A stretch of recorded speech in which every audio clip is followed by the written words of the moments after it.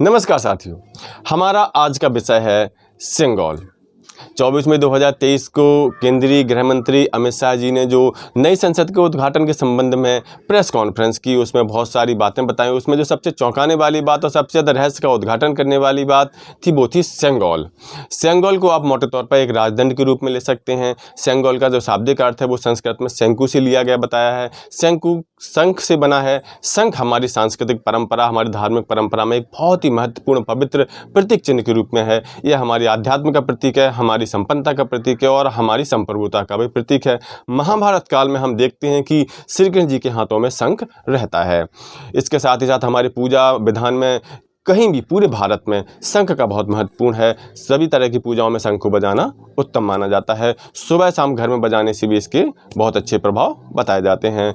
जिस सेंगोल की बात अमित शाह जी ने की है वो सेंगोल तमिलनाडु से आया। तो तमिलनाडु में तमिल भाषा बोली जाती है। तमिल भाषा में इसका जो शाब्दिक अर्थ है वो सेम्मई बताया गया कि सेम्मई से लिया गया है। सेम्मई का शाब्दिक अर्थ है धन धान्य से भरपूर, यानी संसाधनों से भरपूर, शक्ति से भरपूर। कुल मिलाकर के सेंगोल शब्द जो है इसको मोटे तौर पर एक राजदंड के रूप में ले सकते हैं। राजदंड क्या होता है? तो राजदंड प्राचीन भारत से लेकर के, प्राचीन भारत ही नहीं, भारत के बाहर दुनिया के तमाम देशों में, दुनिया की तमाम प्राचीन सभ्यताओं में एक न एक शक्ति के प्रतीक के रूप में कोई वस्तु को रखा जाता था, जो कि शक्ति का प्रतीक होती थी, राजा की, शासक की शक्ति का प्रतीक होती थी। भारत में इसे राजदंड कहा जाता था।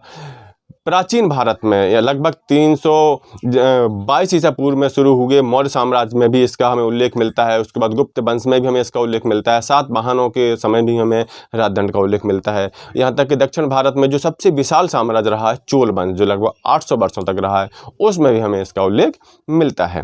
और न सिर्फ भारत के संदर्भ में इसका उल्लेख मिलता है बल्कि दुनिया के तमाम देशों के संदर्भ में और दुनिया के तमाम प्राचीन सभ्यता में भी हमें एक शक्ति के प्रतीक राजदंड का रूप हमें मिलता है। राजदंड के कई प्राचीन अभिलेखीय प्रमाण मिलते हैं। इस प्राचीन स्कल्पचर में फारस के राजा डेरियस को दिखाया गया है, जिसमें उनके एक हाथ में लंबा राजदंड और दूसरे हाथ में कमल का फूल दर्शाया गया है। प्राचीन मेसोपोटामिया सभ्यता में लिखित रूप में राजदंड को गिदरू कहा गया है। इस सभ्यता में इसे देवताओं की सत्ता और उनकी शक्तियों के प्रतीक के रूप में देखा जाता था। मेसोपोटामिया की प्राचीन मूर्तियों और वहाँ के अभिलेखों में इसका जिक्र मिलता है। प्राचीन ग्रीक रोमन सभ्यता में भी ज्यूस और ओलंपस जैसे देवताओं की शक्ति के निशान के रूप में उनके साथ एक लंबा राजदंड होता था। जज, मिलिट्री लीडर्स, पुरोहित और राज्य के शक्तिशाली लोग राजदंड का इस्तेमाल करते थे। यह उनकी शक्ति का प्रतीक होता था। रोमन साम्राज्य के राजा हाथी दांत से बने सेप्ट्रम अगस्ती नाम के राजदंड का इस्तेमाल करते थे। प्राचीन इजिप्ट यानी मिस्र में भी राजदंड शक्ति और सत्ता का प्रतीक था।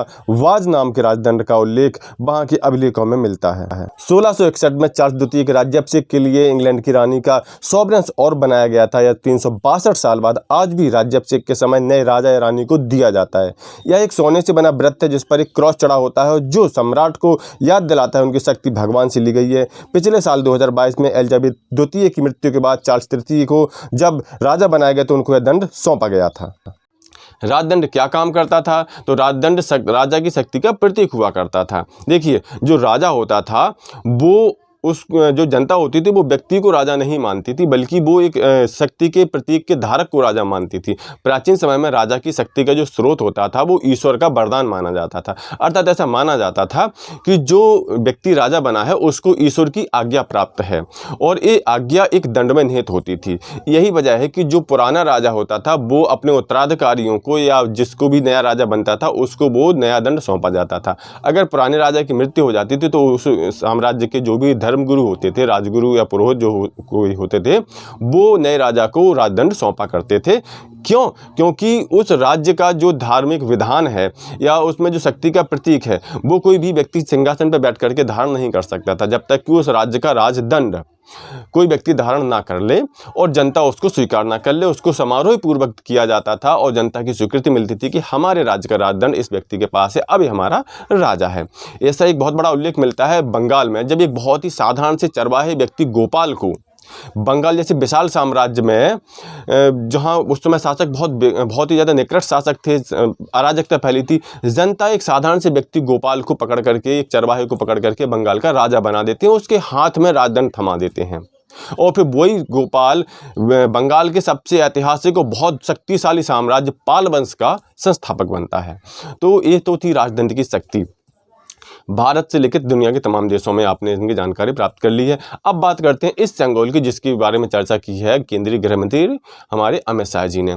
उन्होंने बताया है कि जब भारत आज़ाद हुआ था उस समय भारत को सत्ता का हस्तांतरण करने के लिए आए थे लॉर्ड माउंटबेटन। उन्होंने नेहरू जी से पूछा कि भाई हम आपको औपचारिक रूप से तो सारी प्रक्रियाएँ दे ही रहे हैं, कागजी तौर पर तो आपका शक्ति का हस्तांतरण हो ही रहा है, आपके देश में परंपरागत रूप से कोई अगर आप ऐसी कोई रस्म कोई रिचुअल्स निभाना चाहते हो सांस्कृतिक रूप से जो आपके देश में चलती हो शक्ति के हस्तांतरण के रूप में, तो अब बताइए। परामर्श किया उन्होंने उस समय के जितने भी प्रमुख नेता थे, उन्होंने परामर्श किया जो उस समय के सबसे विद्वान नेता माने जाते थे, चक्रवर्ती राजगोपालाचारी जो तमिलनाडु के मुख्यमंत्री रह चुके थे, उनको राजा जी भी कहा जाता था। सांस्कृतिक परंपराओं के अच्छे ज्ञाता थे, वो बहुत विद्वान व्यक्ति थे। उनसे नेहरू जी ने कहा कि आपको जिम्मेदारी है ये और आप इस चीज़ के बारे में बताइए कि क्या किया जाए। उन्होंने, चूंकि वो तमिलनाडु के थे, वहाँ पर प्राचीन काल से ही चोल साम्राज्य रहा था, तो उन्होंने चोल साम्राज्य में जब शक्ति का हस्तांतरण होता था उस घटना के बारे में उन्होंने बताया कि पुराना जो राजा होता था वो नए राजा को एक दंड सौंप करके राजा बनाता था। राजदंड नैतिकता का, अध्यात्म का, प्रशासन का और दैवीय आज्ञा का प्रतीक हुआ करता था। नेहरू जी को विचार पसंद आया। नेहरू जी ने कहा ठीक है आप इसकी तैयारी कराइए। राजगोपालाचारी ने जब, चूँकि वो खुद विद्वान व्यक्ति थे, उन्हें सारी चीज़ें पता थी, उन्होंने और भी कई सारी चीज़ों का अध्ययन किया, किताबों का अध्ययन किया। उन्हें पता चला कि चोल साम्राज्य के जो राजगुरु होते थे वो राजदंड को तैयार करवाते थे। वो जो राजगुरु होते थे वो थिरुवदिथुरई अधिनम नामक एक शैव मठ है तमिलनाडु में, उसके राजगुरु ये सब काम किया करवाया करते थे। तो उन्होंने उस मठ से, अधिनम से उन्होंने संपर्क किया और कुल मिलाकर के फिर एक दंड बना। उस दंड का जो बनाने का काम था वो चेन्नई के एक सुनार को सौंपा गया था, बेमुदी बंगारू चेट्टी के नाम से था, और उन्होंने इसको चांदी का बनाया, सोने का पत्र चढ़ाया, भारतीय कलाकृतियों की प्रतीकों से इसको सजाया, देवी लक्ष्मी समृद्धि का प्रतीक थी उसका इनमें अंकन कराया। सबसे ऊपर इनको नंदी जी को प्रतिस्थापित किया जो स्थिरता का और न्याय का प्रतीक थे। इनका डिज़ाइन उस मठ में रखी एक प्राचीन किताब से लिया गया था। इस पूरे दंड को बना करके, इसको पवित्र करके, मंत्रोच्चारित करके माउंटबेटन को सौंपा गया। फिर उन्होंने इनको नेहरू को सौंपा सत्ता के हस्तांतरण के रूप में, और फिर इसको मंत्रोच्चारण करके इसको नेहरू जी को दे दिया गया। 1960 से इलाहाबाद संग्रहालय में स्थित है।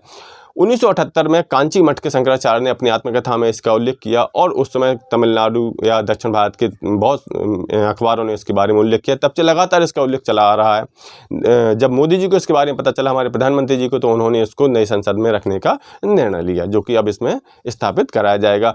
जो कि अमित शाह जी ने बताया कि इसको, चूँकि ये भारत की संप्रभुता का प्रतीक है, भारत की सत्ता का प्रतीक है, तो इस दंड को लोकसभा स्पीकर के आसन के ऊपर स्थापित किया जाएगा। ये तो थी सेंगोल की कहानी। अब आपको कहानी कैसी लगी है, आप इस बारे में क्या सोचते हैं, कमेंट बॉक्स में ज़रूर बताएं। मिलते हैं हम अगले वीडियो में, तब तक के लिए नमस्कार।